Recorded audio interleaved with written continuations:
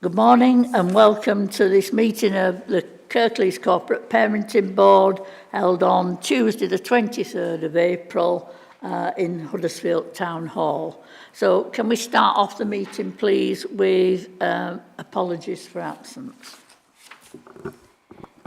Yep, so apologies received from Councillor Andrew Cooper, Councillor Karen Allison, Vicky Metheringham, Keith Fielding and Georgina from the Kirklees Fostering Network. Thank you very much. Minutes of the previous meeting, are people content with those? Joanne, are you? I'm neither down as attending or apologies. I was present, so if the minutes could reflect that, Chair, please. Indeed, we'll have those amended.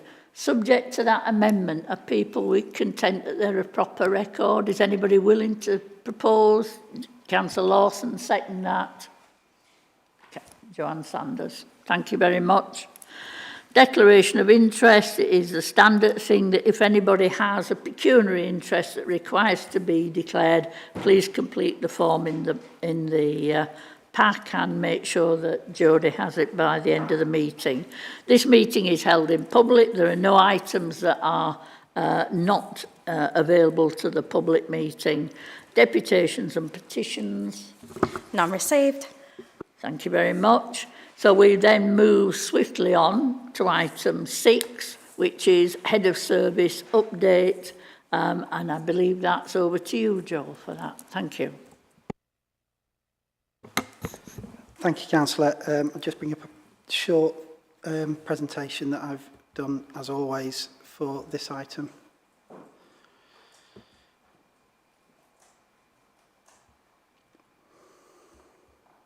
Bit of a lag, sorry. Okay, it's just a short update because there's a further agenda item that will also set out some of the progress that's been made on some of the work in our corporate parenting services. Just trying to move forward. There we go. So yeah, as always, I update the board. This is a shorter turnaround board. We only met last month, so much of the work that I reported on then is still ongoing. For the purposes of updating this board, in between the last corporate parenting board and today, we've had a return visit from Mark Riddell, who the board will remember visited the services for our care leaving services to review those. We've got a little bit more work going on in relation to protected characteristics, and we had quite a long agenda item at the last board to discuss what that means and how we can realise some of that. And then we've been furthering our work with housing. So just on each of those points, and as always, I'll send out the slides so that people can have the detail on those updates. But in short, Mark Riddell, the board will remember, came to visit our services and do an assessment on invite, I have to say. We asked him to, as you'd expect, we're really keen to learn from best practice, and Mark's role within the Department for Education is to advise ministers on policy changes in the centre, but also to go out and advise services on areas of best practice and improved practice. Visits a lot of authorities across the country and is therefore able to share other people's experiences and best practice as well. And we're, like many others, borrow with pride and also are prepared to share what we do. When he came to the services, he reviewed, did a desktop review at first, so he received all our policies and processes. He then undertook a 2-day visit, meeting groups of managers, partners, care leavers, care experienced young adults, and our services, and then gave us an appraisal of some of his observations and some of our areas where he felt that we could strengthen and improve things on, and that's been the feature over those past 6 months of conversation at these boards, specifically around governance, and we've an agenda item further to look at the result of us turning some of his recommendations, as well as our own observations and our own assessment, into some recommendations for this board. He was extremely complimentary of the work that's been done, which was really positive to note. He has said that he will follow this up in a formal letter. So we got, as after his first visit, he wrote formally to us to set out his areas that he felt that we could strengthen.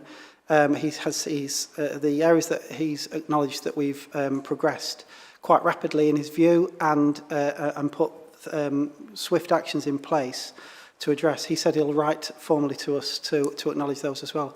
So we're keen to get that quite quickly. So we've asked him to send that letter preferably before our visit from Ofsted, because actually it's really important that we're able to demonstrate that work having been assessed and considered outside ourselves as well. So, but it was really positive feedback. Key areas that he highlighted, and there's just a few here because it was quite a long conversation, and then I chased him down to the bus station. I walked him back to the train station to bend his ear a bit more about what we want from the centre, essentially. And he bent mine about buying his book for every care leaver that we've got in Kirklees. But he was really impressed by the morale of the workforce that he met 6 months ago. He'd said that the caseloads were reported to him to be high. Staff were feeling under a lot of pressure because they felt like they were battling for and advocating for care leavers, and he sensed a shift in that. And I met yesterday with the team managers from the service just to have a conversation with them about how it's really useful to take that feedback over a period of time, because we don't notice it because it's incrementally day by day. And it's good when somebody comes back and said, oh, you've lost weight or whatever it might be. And his comments were, really positive in that respect. Really impressed by the way that the council has prioritised this agenda following, not because of his visit, but in sequence with the work that we're doing, supported by his visit. And obviously a key symbol for that was the protected characteristics that the council adopted in February. So that was really positive. So yeah, a good visit, I think. Tom, you were in the feedback. I don't know if you want to add anything. Thanks, Joel. Yeah, just to say, I mean, it was a really positive visit from Mark. I didn't introduce myself. Tom Brels from Kirklees DCS, and I think overwhelmingly he was just really impressed with the amount of change and the scale of change we managed in 7 months, Joel? I think 6 months. Obviously, still more to do, but actually the philosophy and everything we're doing is going in the right direction. Also, really impressed with the corporate support, the protected characteristics through full council, but also executive leadership team taking a really active role. We also discussed some individual cases where we'd been able to unblock things on a corporate level and move things forward for our children and young people. So overall, really positive. And I also think the thing that we pointed out to Mark, and I'll say formally for the board, is thanks to Joel, Lauren and the team, really, because they're working night and day, I think it's fair to say, to really improve things for our care leavers. So a big thank you to Joel and the team as well. Thanks. And so the next update is just on protected characteristics, and we've had some conversation around this, and nationally there's a ongoing conversation in local authorities as to how you realise it. So there's a momentum built after the Josh McAllister's review of children's services, and in that Josh made a recommendation that position was put forward and asserted by government. It wasn't adopted by government, and since then I think over 90 local authorities have now moved to recognise that. There's a difference in that Josh recommended, in that would have given equality under legislative route through the bringing in care experienced adults to the Equalities Act as legislation. So there is a limit to what local authorities can do in terms of that part, but we have acknowledged that we will care-proof our policies and procedures, decisions that we make in the council. We will weave into our officers reporting in for decisions from executives that there is a recognition under our equality impact assessment part of those reports for care leavers specifically.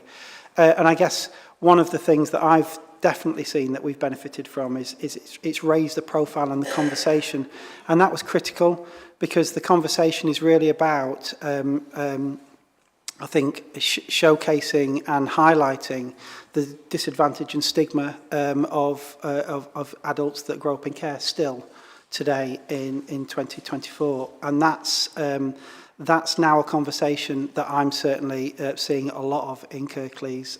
Corporate parenting is being discussed more and more, and as we move onto the papers later in the agenda, we'll see the range of not just people accepting invites, but the people actually inquiring to see what they can do and how they can support this work.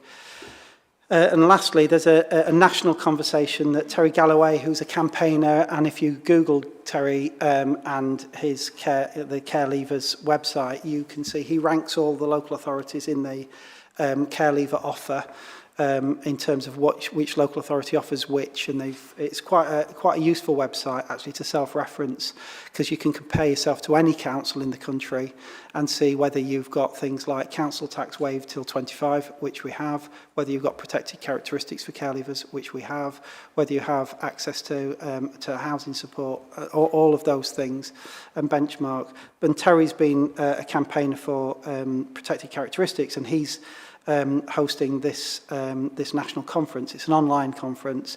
We've got representatives going to that conference from Care Leave Service. Lauren, who's in the board meeting today, is going to that meeting, and one of the guest speakers is Josh McAllister. So they're aiming to further the conversation to say how can we make protected characteristics go even further. So that's a really positive for us as well.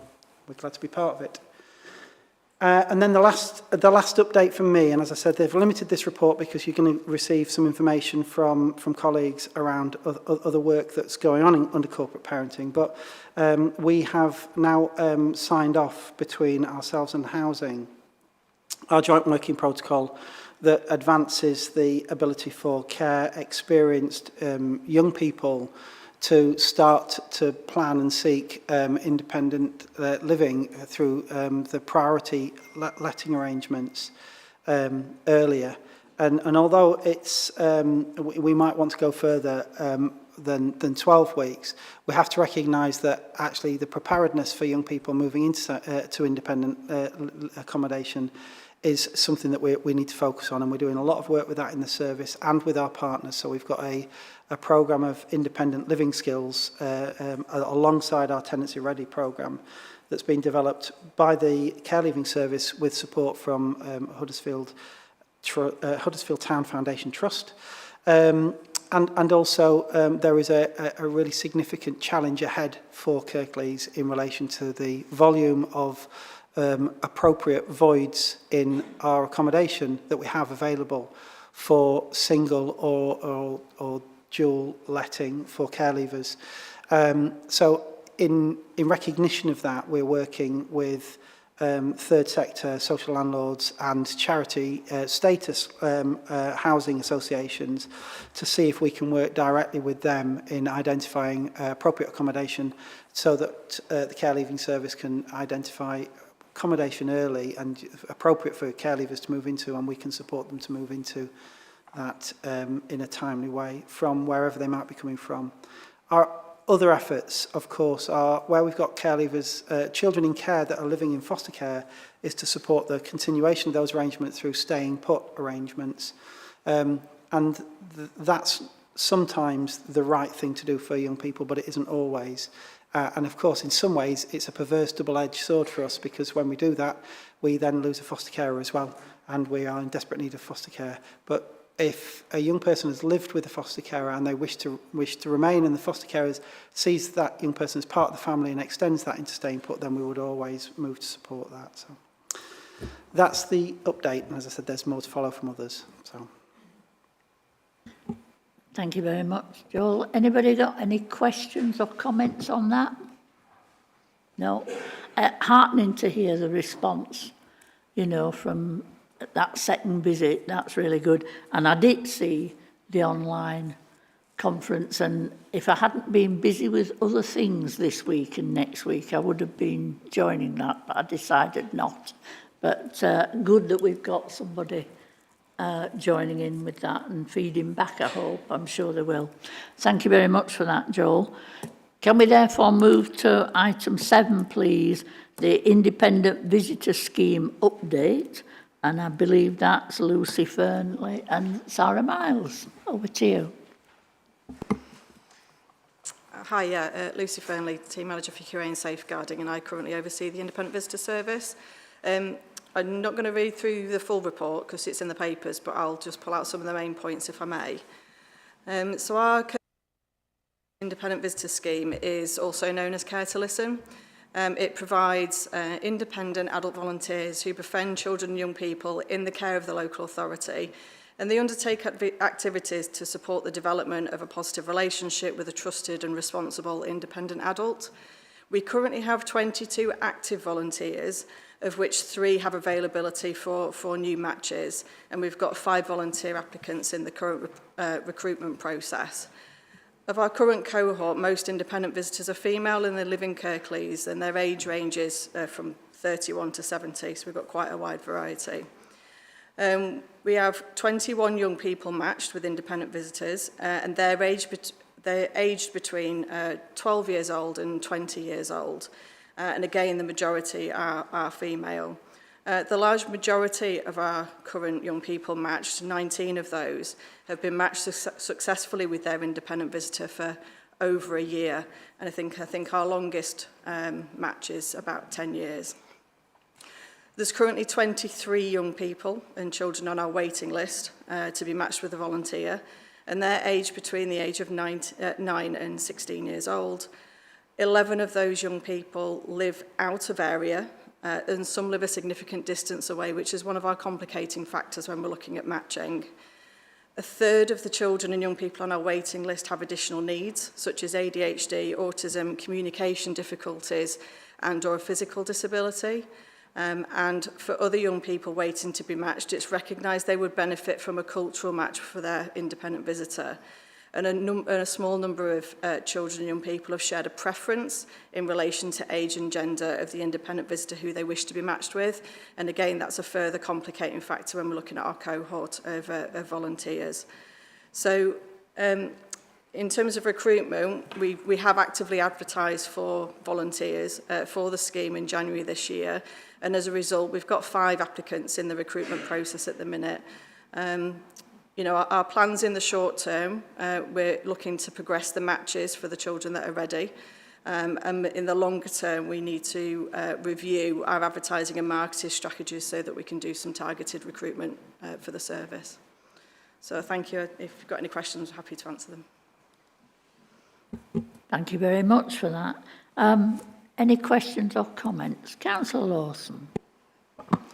Thank you, Chair. It just occurs to me, looking at the age range of the children in care in the report, that is it the situation that we have at the moment that people go kind of through the experiencing care into care leaving without having an independent visitor?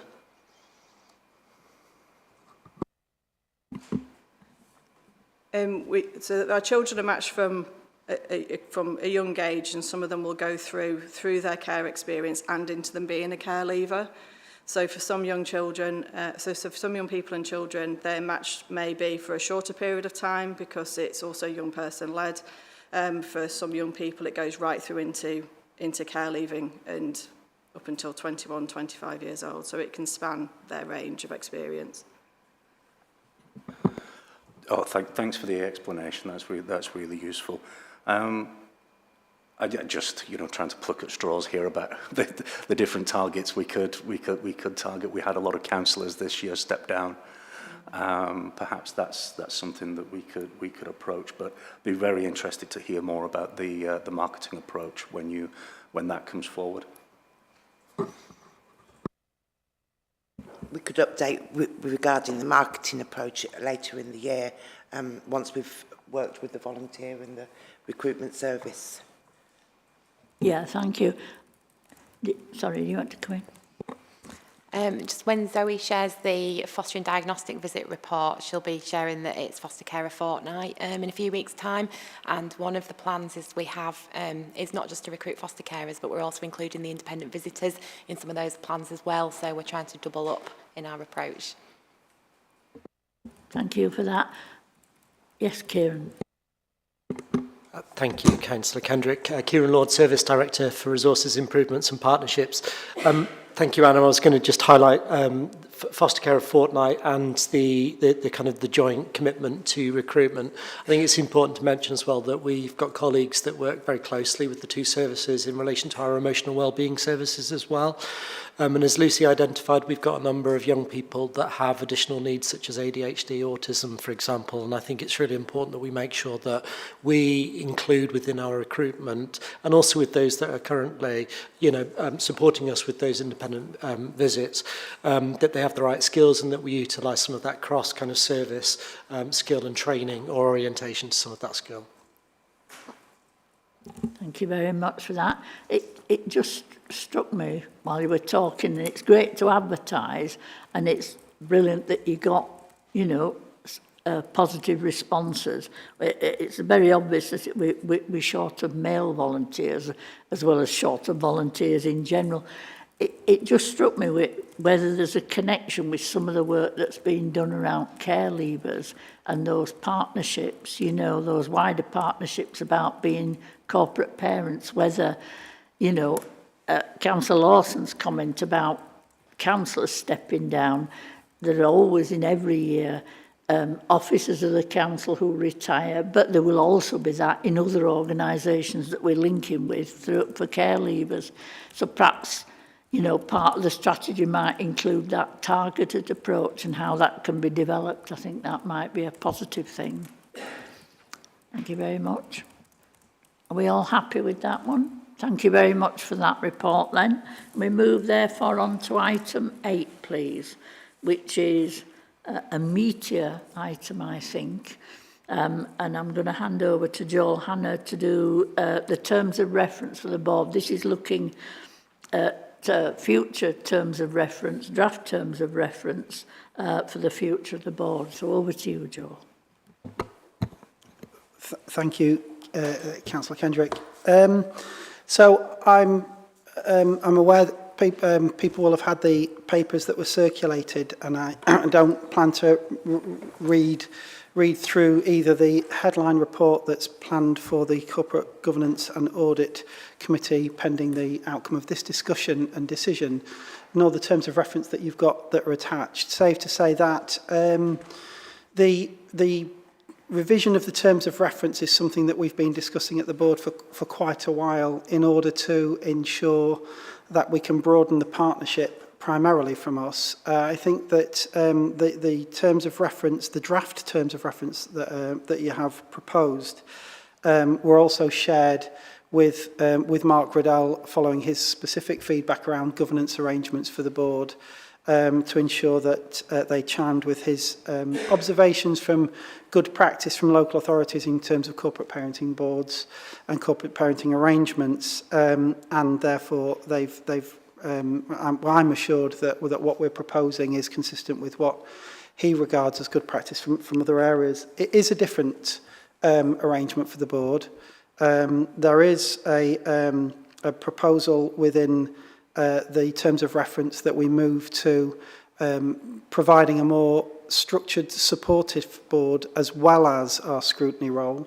But the addition, and I think at the last board meeting last month, the comments from both Tom, the Director of Children's Services, but also from Steve Mawson, the Chief Executive for the authority, who attended the board, both identified the need for the board to retain a scrutiny function, but also identified that we have children's scrutiny that provides that function, and therefore a role for the board would be to galvanise and bring forward partners to help us in our efforts to improve the services and resources and the intention of delivering outstanding services for children looked after in care leavers. So that's what the terms of reference are proposed to do.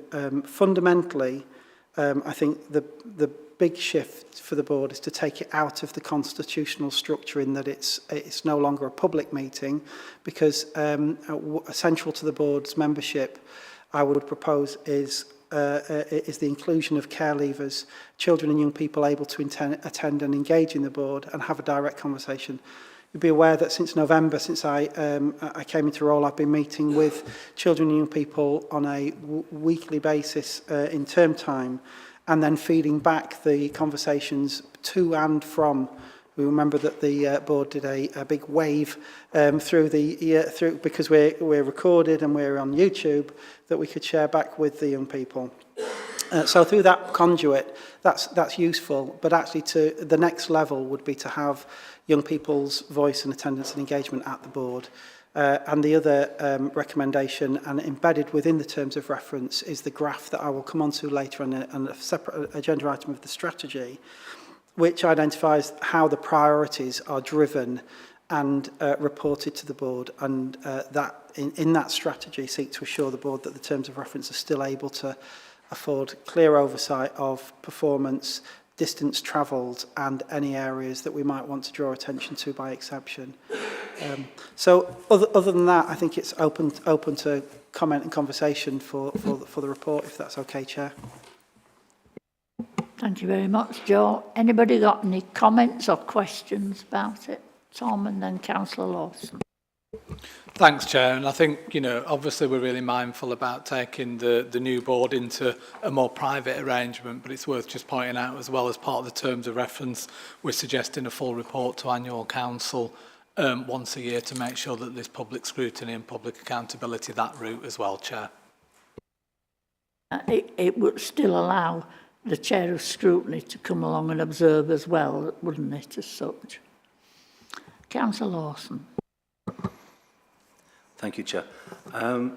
Yeah, having read the report, the shift offers work on top of it. It offers us a chance to expand into a different space, which is very welcome, I think, and perhaps offers us a chance to sort of increase our productivity, if you want, just to pick up the pace a little bit on some of the changes we want to make, and that is very welcome also. I'm minded that there are a lot of partners in the room when we're having these meetings.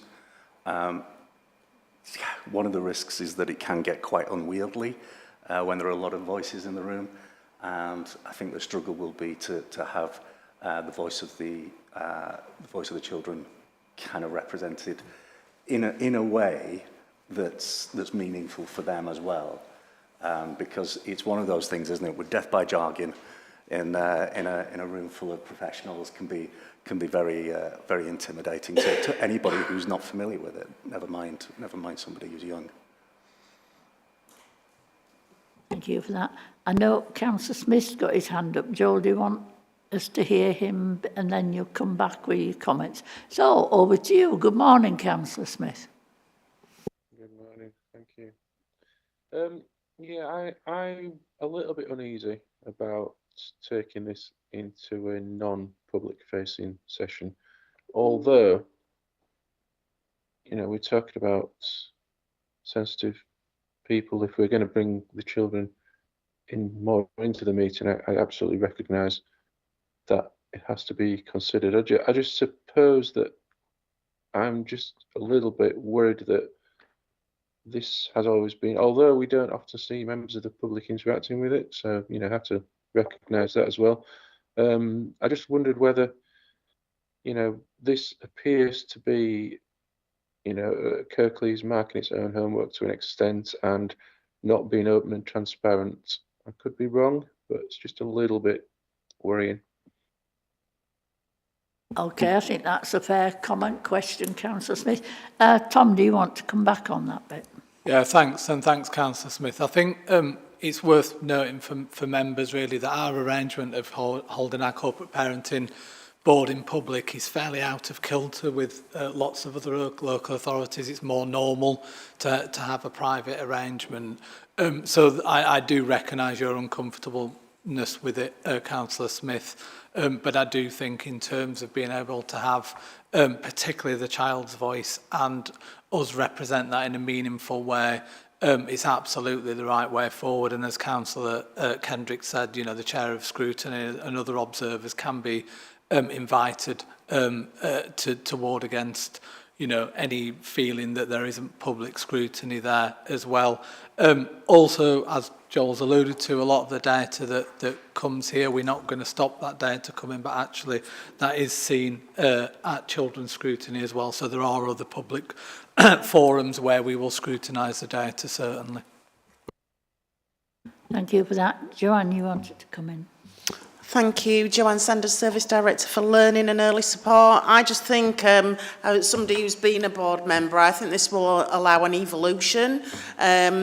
We had to start somewhere. You know, we look 2015, I think the report says, it's nearly a decade, and I suppose we've got very high ambitions for our youngsters, their outcomes, how, you know, progressing into care leavers. Traction's happened. How can, you know, we utilise the opportunity for that now to be shaped by the people who are receiving the service? I do think we are very open and transparent. I think we can use the children's scrutiny function to complement the data. The data is really important because that's about how much we have to invest in terms of services. But I do think, I mean, I'm really interested to see the opportunities for the wider partnership. We talk about trying to solve all our own problems at times, thinking about things like foster carers, independent visitors. If we widen that partnership, actually, I think collectively we can do better for our youngsters. So I'm really supportive of the approach. Thanks. Thank you for that. Is that a new hand, Councillor Smith, or have you left your hand hanging?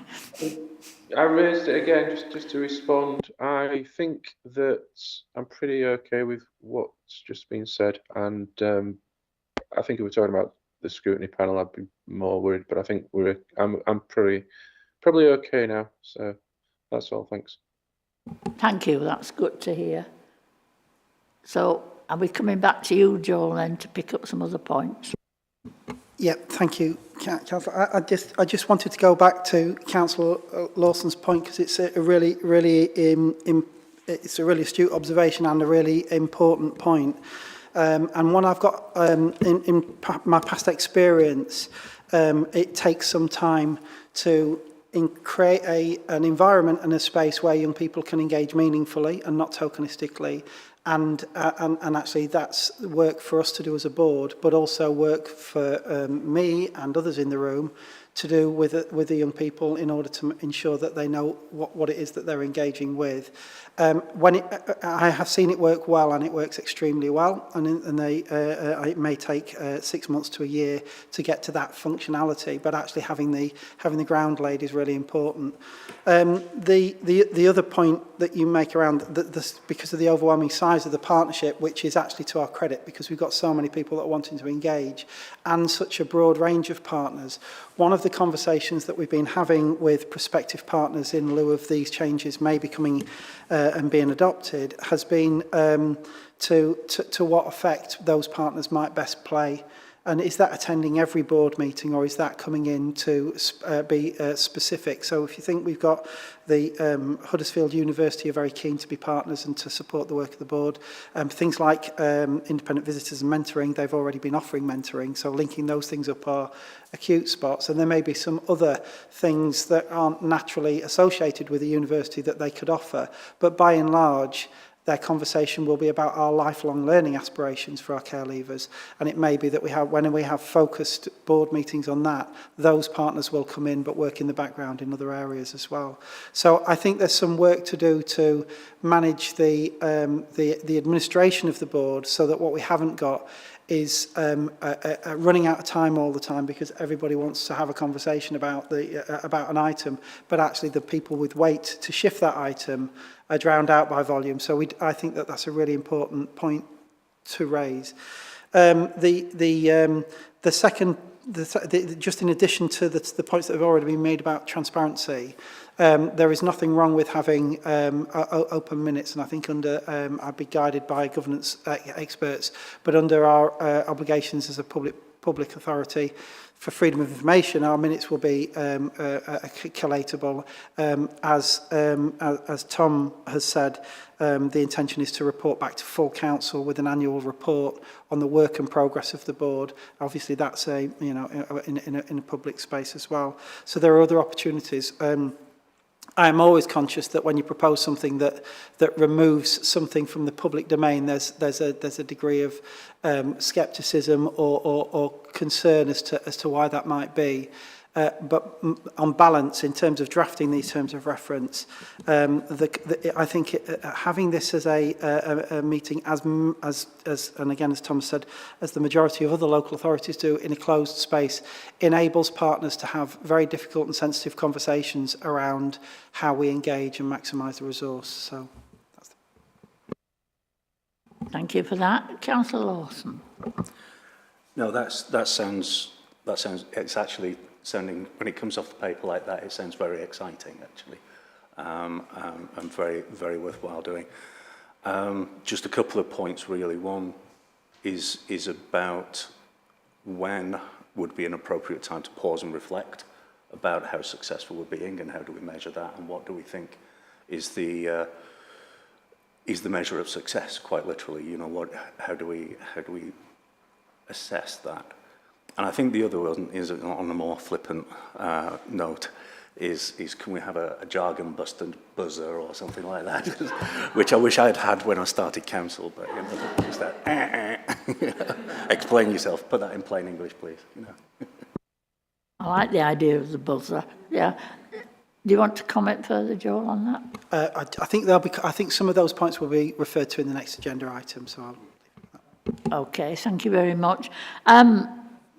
For me, I absolutely understand that, you know, moving this meeting into a private meeting, and my expectation is that minutes would be available publicly and published on the website, obviously with anything that identifies children and young people being redacted, but, you know, their participation being seen, because, you know, people have a right to know what young people and children are saying that they need and want, and that's the measure of whether we get it right as a board then, isn't it? So I welcome that.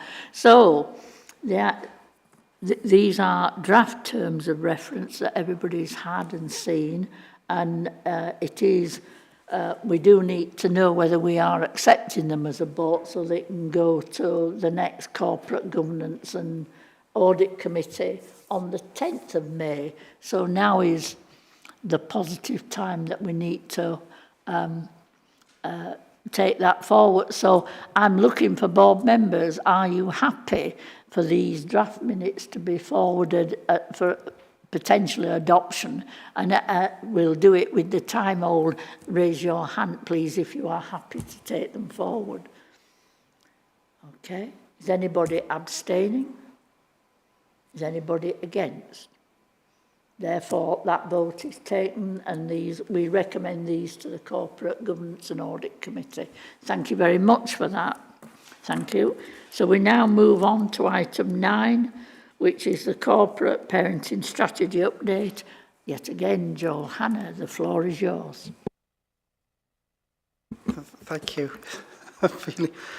Yes, it's not the Joel show. There's more and better to come, but I will take you through when I can find it, a corporate parenting strategy update, which very much links to the agenda item that we've just passed. So in terms of the measure, I think you mentioned Councillor Lawson of the board. The focus of the board should be to drive its strategy, and I've been working on the draft strategy for the past few months because our existing corporate parenting strategy expires this year. It's a 2024 strategy to 2024, and we've done such a lot of work and such a lot of service change in the time since that was confirmed by the board. that it's right that we have a new strategy, and I'm proposing that we set out a 3-year strategy with the priorities that are identified within the terms of reference that the board has just agreed. And in order to do that, I'll remind the board members of this visual, and again to seek to just provide that reassurance about transparency and how the work of this this board is overseen and shared. The corporate parenting, and we may move to change some of the language in this in terms of jargon busting and clarifying, but the 6 priorities that are to be confirmed in the strategy, and I have been working with both the Children in Care Council and the Care Leavers Forum to have their views and input onto those these priorities, and making sure that we are not just hearing their voice, but actually putting some of their views in relation to the detail on these points forward. Those 6 priorities will be driven by individual and identified leads who will chair the subgroups leading those particular areas of work. They'll report into a operational board that I'll chair on a bi-monthly basis. And the purpose of that is to track and oversee progress on each of those priorities, but also to ensure that for the cycle of corporate parenting boards, one of those 6 priorities comes to the board in full for a full report back on the plan and the work and the progress that's been made in that specific area, with a highlight of the other 5 at each board meeting. And then there's always the ability for reports by exception, and we've got to deliver some sequencing to some of this, because there'll be some logical sequencing on things like annual reports for education and outturn and health, and fostering that are annual sequenced reports. We'll make sure that we bring those in as well for the board. I've put the dotted lines there to the annual report to the full council that we've just talked about. Children's scrutiny, as always, but also the Children in Care Council and the Care Leavers Forum. And just to say that we're doing a lot of work within those 2 groups to broaden their reach and their purpose. They are very strong support groups for the young people that attend, and they've been increasingly doing some more work that has a reach and an impact on the cohorts that they actually represent, you know, children in care and care leavers. But we aim to strengthen that even further. So very quickly, and by way of example, because this will come back to the board for formal sign-off, but the draft strategy and those 6 priorities will be driven by the operational group and reported to this board and supported by this board. I've put in here some proposed measures, but they're to be confirmed by the subject experts for each of the themes.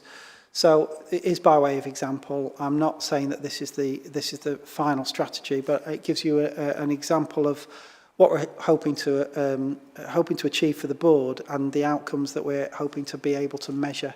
And I think that was part of Councillor Lawson's direct point, really, about the so what effect.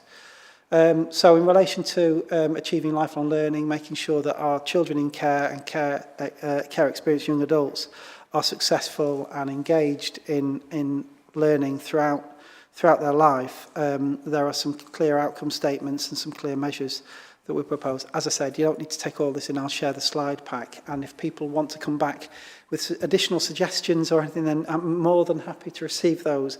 But I will be working with the subject experts, so the Louise, the head of the virtual school, and our adult learning colleagues will be informing these as well, as our new board members from the university and the college.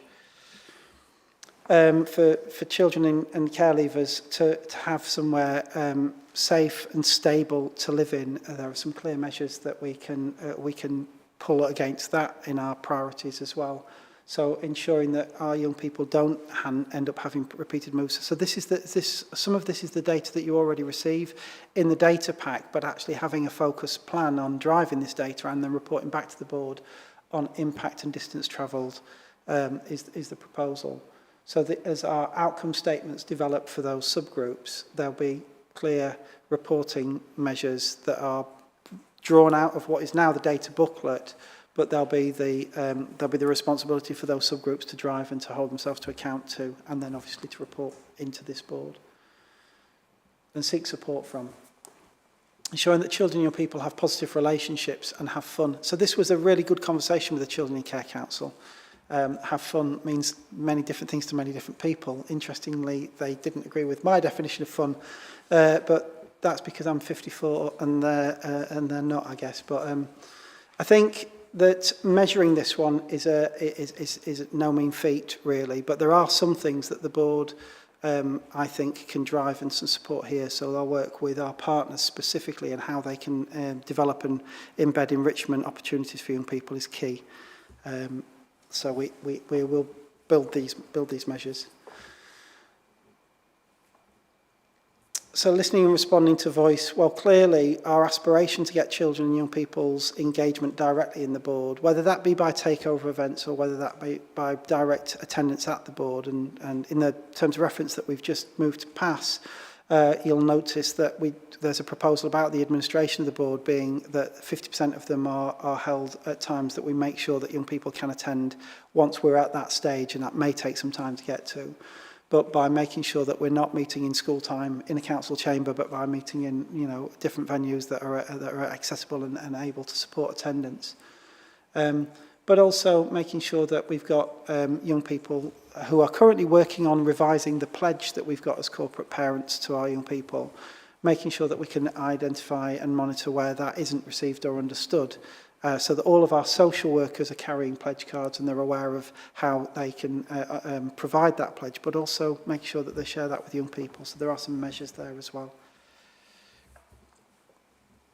Our health priorities have been a keen focus of the board for some time, and working in the extended membership of the board, we're proposing to bring in public health, who have a clear role in terms of some of our prevention and diversion and lifelong health targets, but also our commissioners directly, as well as our providers. So I think the new board is exciting in that regard, that we've got everybody there that is responsible for children and young people's health, and therefore where we see performance challenges as a board, we can have a conversation about which bit needs to fix that and what do we need to do in order to make that count. So we put some targets in there around some of our own work, specifically around the strengths and difficulties questionnaire.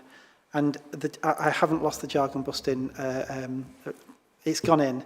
And we will, as well as providing a crib sheet, it's some work that we'll do in the training for corporate parenting, board members and partners around just respectful engagement in conversation, because children and young people, we don't need to make acronyms of everything. Although we like doing it in the council, it's better to use full words and explain. So, and then lastly, but by no means least, is another measure of success overall is our outcomes for our care leavers. It is in some regards a bellwether for how children have grown up in care, for those that have been in for long periods of time, how they succeed as care leavers.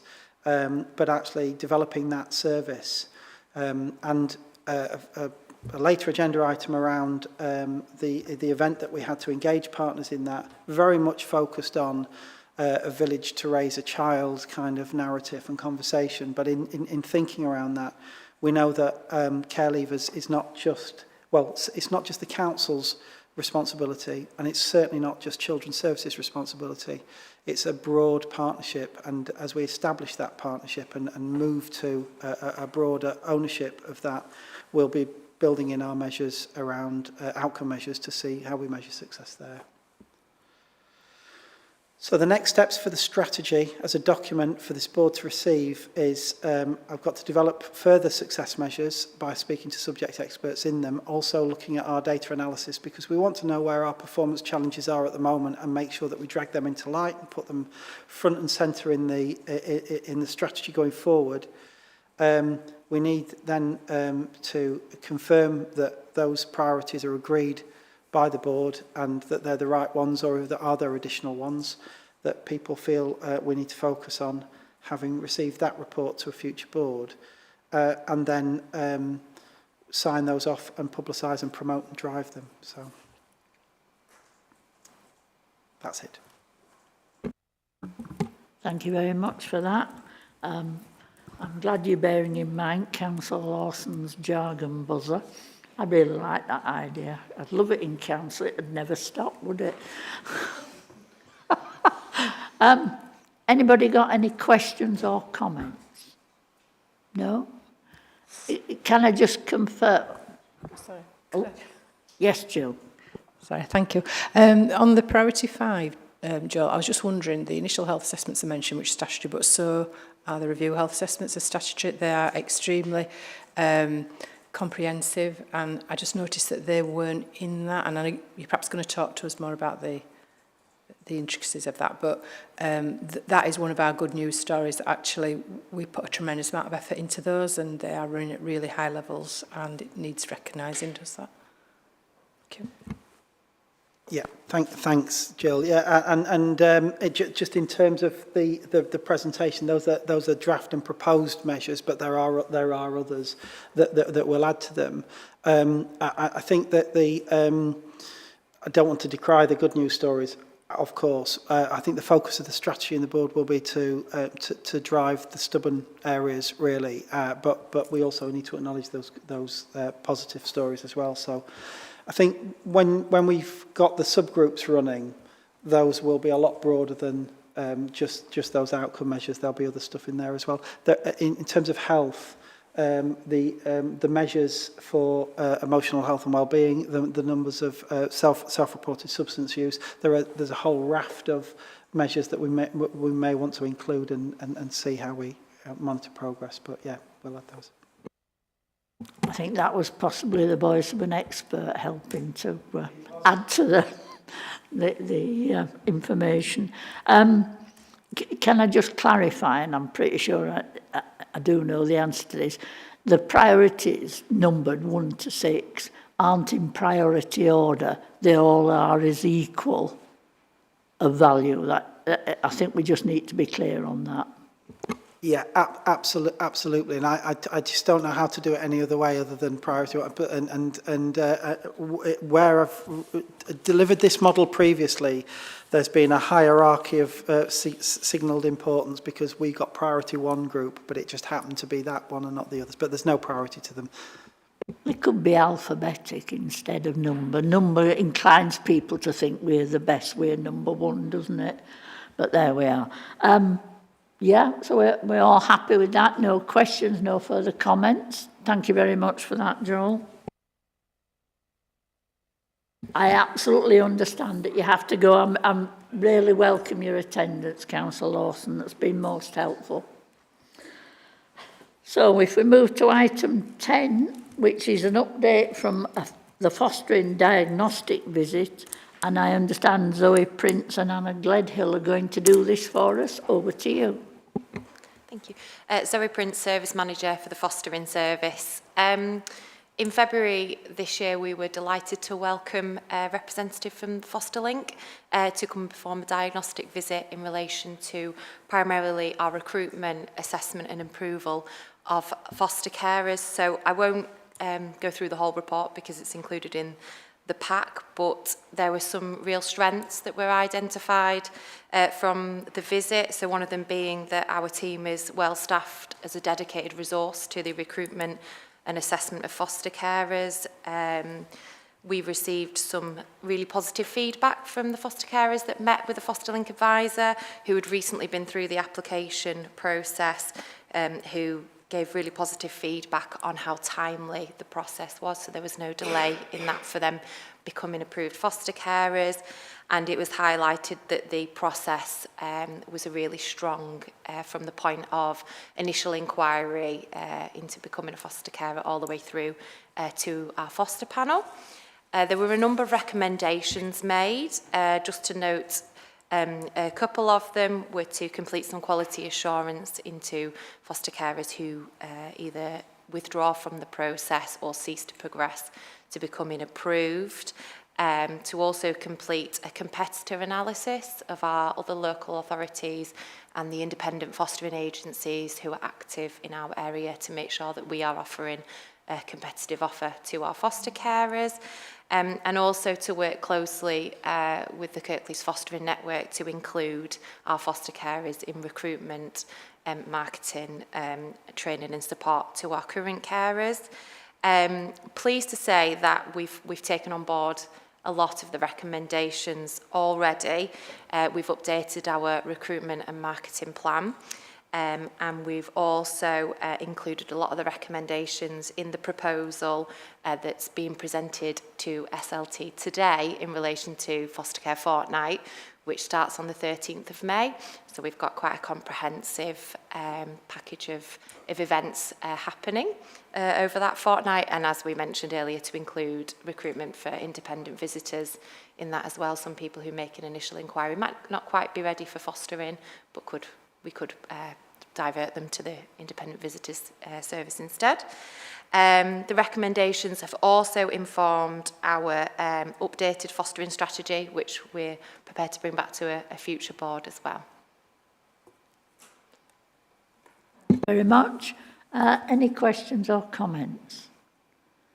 Can I just say before somebody else gets in, I absolutely love it when we ask others to come and look at us and give an independent view. It means the service is confident and healthy and welcomes, you know, comments and recommendations from others who have a different view. You get a bit tunnel vision, don't you, inside of it? So I think that's a really healthy thing. I noticed one of the recommendations was to have somebody with an education background on fostering panel, and that's absolutely right. The problem is foster panel members come and go, don't they? And they all have different strengths and backgrounds. I mean, I remember that from when I sat on fostering panel, so, you know, but those are positive things. Anybody else with a comment or question? Tom? Thanks, Chair. Yeah, and absolutely agree with you in terms of one of the things I'm really proud about culture-wise for us is our culture of openness, transparency and learning. And if you think about it this year, we've had front door health check, we've had Mark Riddell in, you know, we're continually working with the DFE around Send, and we've had Foster Link, and I think we really welcome what we get from those visits and those comments, really.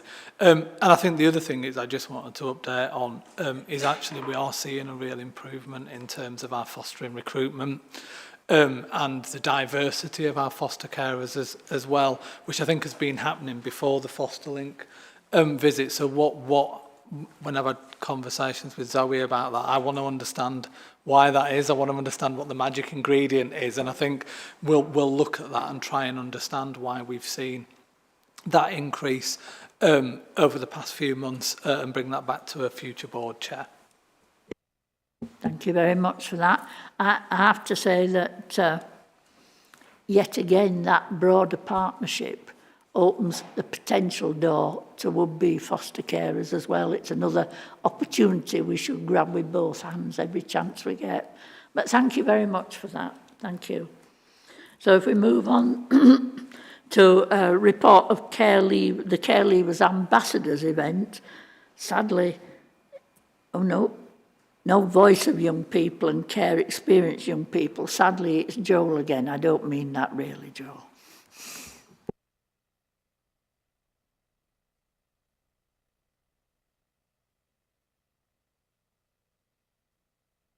While you're finding the part on your laptop to say, I attended this event and it was a very positive and interesting experience.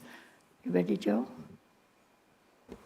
Can't find the the slideshow to do the agenda item for the voice of children and young people. I apologise, but what that slideshow would have shown you, and I will forward it out in any event. Was I'm continuing to meet with children and young people as agreed by the board and feeding back and from the board to them. We've actually started a piece of work now with the Care Leavers Forum to develop the training, and we've made quite a lot of progress on that. I'm aiming that training will be available to all board members, co-delivered by the Care Leavers Forum members that are engaged in it. By the end of end of May, beginning of June, so that we cover any new members elected to office, and obviously board members as well. So we've been doing that work ongoing. As I mentioned earlier on, in terms of the strategy, I've also been receiving input to the strategy directly from children and young people at those groups. In terms of their desire to be part of the board, as I mentioned earlier as well, some of that conversation is around really, A, setting expectations and clarifying what it is and what it isn't, but B, also welcoming their enthusiasm to say that they would like to understand more about what corporate, and every single week it's a conversation about what does corporate mean again. And one of the things that we've discussed is actually calling ourselves the Kirklees Parenting Board and just removing corporate, because they feel that that's very depersonal. And that was a conversation and an echoed actually, I think, at ELT as well. So they're already having an impact on the conversation. And yeah, I'll circulate the presentation of the update following the meeting. That's fine. Thank you very much. Anybody got any other comments about the voice of children and young people? So we move then swiftly on to item 12. It's not Joel. Stephanie Hill and Lauren Stevenson. Who's going to take it forward? Yep, good morning, Stephanie Hill, Project Manager supporting work around corporate parenting. So as part of the Care Leavers service, we've been working towards establishing a Care Leavers Ambassadors Network, that being support for Care Leavers, including partners, organisations and businesses to develop enrichment opportunities, raise funds for events and activities and enhance our local offer for Care Leavers. So on the 7th of March, we held our first Care Leavers Ambassadors Networking event, which was sponsored by Kirklees College. And to that, we invited a range of colleagues within the council, but also partners, organisations and businesses to strengthen our relationship with them and start building this network of support. Good morning, Lauren Stevenson, Interim Service Manager within the Care Leavers Service. So at the event, we invited a number of different partners. Councillor Kendrick was there herself, as you've just heard. We had speakers at the event, including one of our PAs from the Care Leaving Service, to talk about what it's like to support our care experienced young people through their journey. We had our very own Social Worker of the Year to talk about his own experience and journey through his care experience and the support he needed and what he would have benefited from. We had Jamie from the Huddersfield Town Foundation, who talked about the work he does with us, what it's like to work with us as a service, to try and encourage others to work alongside us and support our young people. We also had Andy Brearley present, who was able to talk about his journey and his experience as being a care experienced young person, but also how he sees support networks and the ambassadors networks working alongside care leaving services to continue to benefit young people. We had a number of attendees, so we had virtual schools, we had the Huddersfield University, we had Kirklees College, we had representatives from charity organisations from third sector, we had housing representatives, Kirklees Local TV, and that's just to mention a few that were in attendance. We were able to build and begin new relationships with partners to begin to develop the offer that we've got, and it was, to be fair, it was a fantastic attendance for the first event that we've had, and we were really proud of that and what it led to.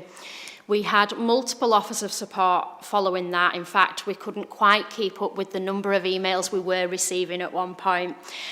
So we had Milton from Kirklees Local TV, who has always been a supporter of the service. He's been in attendance at various events, taking photographs for us, but he was able to offer other opportunities for our care experienced young people. He was able to talk about giving them opportunities in shadowing, working alongside him, various work experience opportunities, supporting us to look at civil service apprenticeships and getting young people through courses that will help them in the future to look towards future employment. He is currently meeting, or he met a couple of weeks ago with Andy Brearley to make a video to support Andy Brearley, talking about how you can support our care leavers, what it's like to be an ambassador and what we need moving forward to continue to support them, which is amazing, and I'm really excited to see what that brings for us. Huddersfield University were there, and we've managed to continue to develop our working relationship with them. As you've heard from Joel earlier, they are keen to join the board and be part of the corporate parenting board as our Kirklees College, which is just fantastic and will help us moving forward, looking at the offers that we have available. They did talk a lot about their mentoring schemes that they have, particularly in university for young people, so it would be really good to tap into that for the independent visitors and might be something that we can explore moving forward. Again, Kirklees College already offer opportunities such as we've got vouchers for haircuts. They're willing to provide spaces for our young people to meet for any events that we might need to run. They're there to support with that. And that is just to name a few of the offers that we did get following that event. So we also had Kirklees Active Leisure in attendance at the event, and following that we've been in discussions with them around a gym membership +1 scheme for care leavers across their gyms. Further discussions are required around that just to confirm details of the offer and arrangement.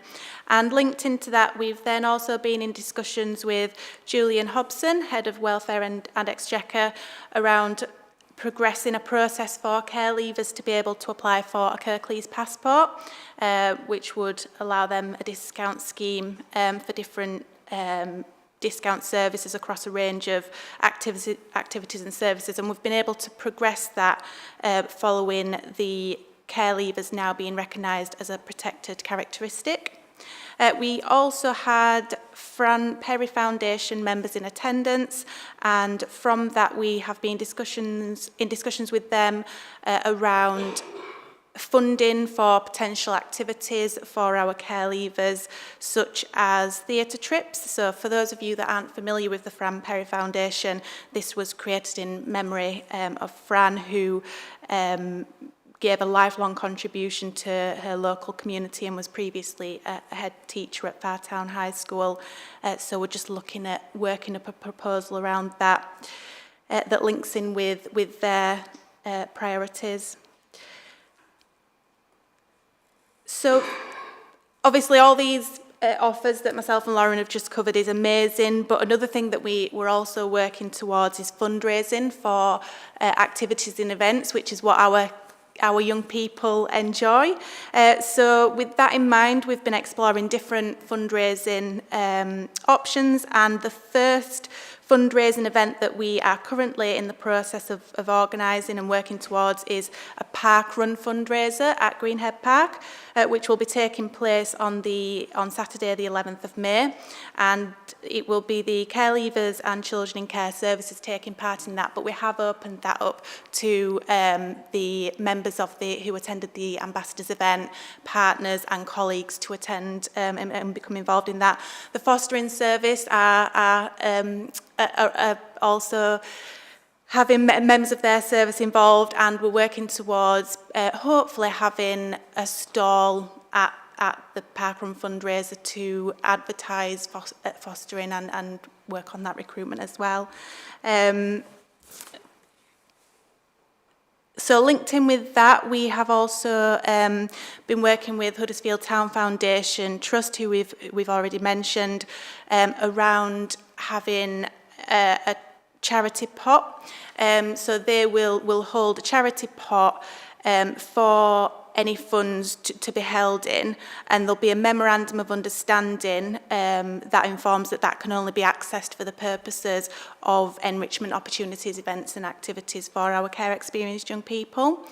The Huddersfield Town Foundation are also creating an online fundraising platform, which will make it easier for anyone who can to make donations and sponsors through. So that should hopefully, fingers crossed, go live today. We're just in the final stages of finalising that platform.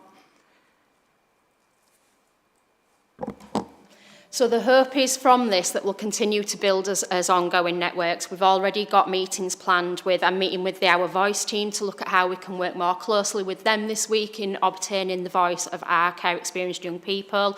And we've got a meeting with Elevate to look at future employment opportunities and education and training coming up as well. But what we want from the fundraiser is to continue to be able to offer our young people the types of events and ongoing sessions that they want. So we had our Eid celebration last week, which was fabulous. We had a number of young people in attendance and all the PAs. We had some of the social work team coming down, and it's just building that network for them, building that network amongst each other, and we want to continue to be able to do that. Obviously, we have our Christmas lunch, which everybody is aware of, that our Ambassadors Network is always part of supporting. That's whether it be offering opportunities for building care packages for our young people, obtaining gifts for our young people, or anything within that will continue to be offered through our fundraising events. We are also trying to develop networks for young people within our hubs, and we talk about a lot of the things and the sessions that we've got going on in number 11 and number 12. So currently we're running brunch sessions where we have young people come down, they get a bit of food, they get to meet the whole PA team that's in that hub on that occasion, and they build that network so it's not just one PA that they've got, it's a full PA support, it's all of us, and it's that family environment that we're trying to give within there. We have got stay and play sessions for our parents and young babies running. They're generally bringing them up to the age of about 5 at the minute, and we're offering lots of different sessions within that, whether that be we have singing, we have painting activities, we just generally support them in whatever it is that they need while they're there. We have got one of our partners, one of our ambassadors is Meltham Quilters. We've got 3 sessions coming up where they're going to be working with our young people to give them the opportunity to do some sewing sessions and look at how building that network again. It's all about that for me, it's that network. We have got our partner drop-ins, and we are trying really hard to develop them with offers of support within there. So we've got real employment that come regularly. We want to have things like regular health drop-ins. One of the young people at the Stay and Play asked if we could have weigh-in sessions, so they weren't having to go and see a health visitor for that. And these are all things that we hope, through continuing to develop our networks, that we'll be able to continue to build on that and offer them on a regular ongoing basis right there when they need it.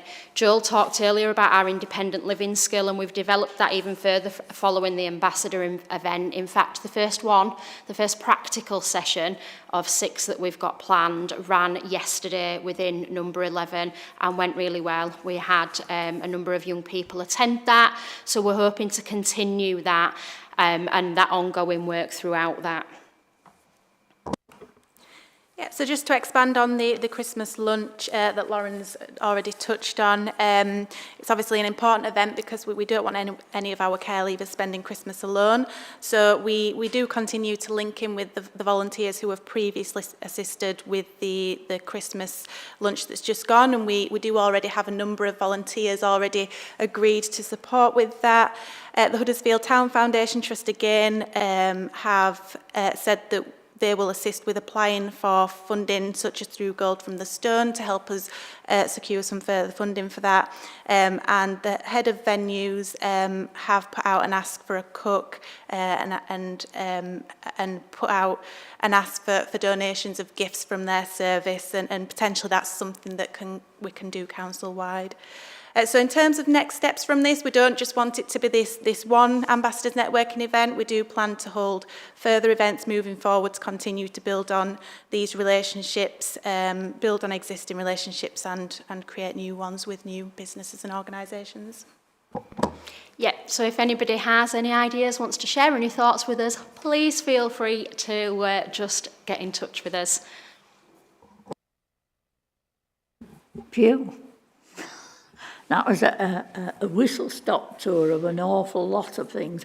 Can I just start by thanking you for organising such a good event that the Ambassadors event was. It was really good and very well attended. And it seems to me, I know a lot of the things that the Care Living Service is doing were already in the pipeline, but it just seemed like you've also been inspired and even more motivated by the Ambassadors event. I'm really pleased about the Fran Perry Foundation. Fran was elected as a councillor last year, and sadly, as her illness progressed, was only able to attend council for a very short time. The park run, really welcome that. I will not be running, much as I would like to. I won't even be walking. I will have done my fair share of walking by the time we get to the 11th of May, but I will put out the first 5 people who are doing it, who come to me, I will sponsor. That will be my contribution. When you talked about the platform for fundraising, potentially going live today, when it does go live, and these things often change, don't they, it would be really helpful if a link to that platform could be sent to Jodie, and I think we should put that out with every set of papers, the minutes this next time, but with every set of papers, so all partners are clear on it. And I look forward, hopefully, helping out with the next Christmas lunch. I went to the preparatory day before, and I thoroughly enjoyed it and met a lot of interesting people. I would recommend it to anybody. Anybody got any questions or comments on that wealth of information we're being given, Tom? Thanks, Chair. I think it's probably just to echo your sentiments. I mean, it's a big thank you to Lauren and the team. I think what you've just gone through is really clear that we've got a range of partners who really want to help and are really serious about their Kirklees parenting responsibility instead of corporate parenting responsibility. And I just think it's really energising. You know, it feels really energising, it feels really positive. So just well done. And if there's anything you need from executive team and us, you know, we'll do that. I have got a bit of a dodgy knee with no cartilage in, so if I'm doing it, it'll be definitely walking rather than running. Or you'll be sponsoring a number of people, one or the other, Tom. Thank you very much for that. Item 13 is updates from board members on interaction with services.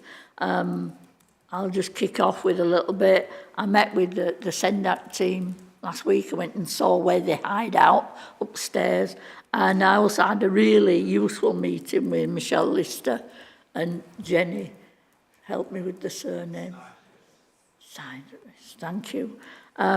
You know, which hopefully that's going to be the first of many interactions I have with them, because, you know, I've been busy with other bits of the service and I really want to work with them now. And the only other item I have to report is last week, as you well know, Tom, we met at Kim Leadbeater MP's office last week with a number of heads of service from schools, yourself, Joanne and myself, and we had a very useful, I think, discussion about SEND, both at a national level and also what developments we can make with SEND in Kirklees. And I think Jo was telling me she's had a lot of comments and interactions from some of the Senkos and what have you in a positive way since then. And that's about it for that, unless there's anything anybody else needs to say. No? Thank you very much. So the last item, I think, according to my agenda, is the Corporate Parenting Board agenda for the future, the plan for 23, 24. That reviewing where we've got to. I'm going to try and do it with... So, what things have we got outstanding, Jodie, as such?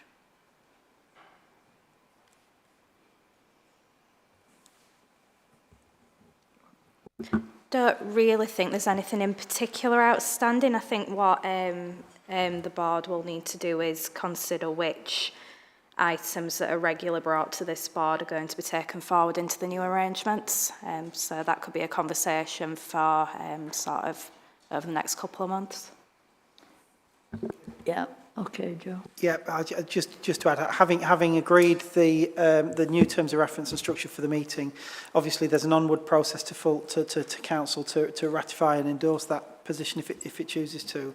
But in lieu of that, I'd propose that we'll meet separately to set the year ahead agenda based on the new terms of reference and scheme of priorities that we've discussed. Yeah, I think that's fine. Yeah, we're happy with that. So, ladies and gentlemen, I think we are at the conclusion of this meeting. Can I thank you all for your attendance, thank you all for your contributions and your voting. Thank you. That's the end of this meeting.